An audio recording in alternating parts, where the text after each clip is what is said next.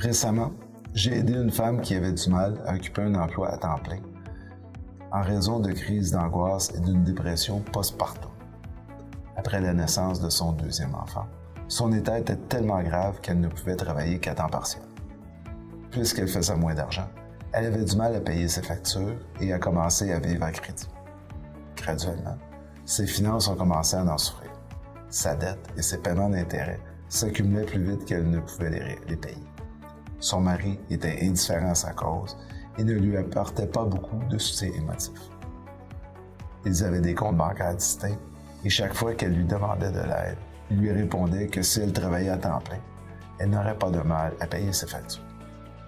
Il lui disait de faire plus attention à son argent et incitait pour qu'elle déclare faillite afin de régler le problème au plus vite.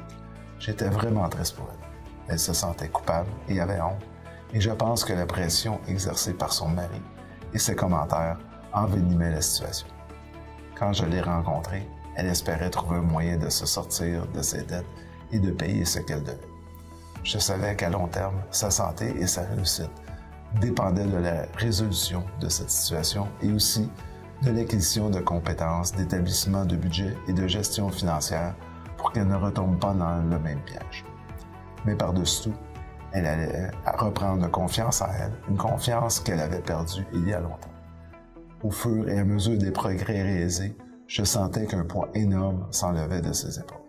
La proposition n'a pas réglé tous ses problèmes, mais lui a donné les outils nécessaires pour qu'elle puisse se concentrer sur sa famille et sa santé.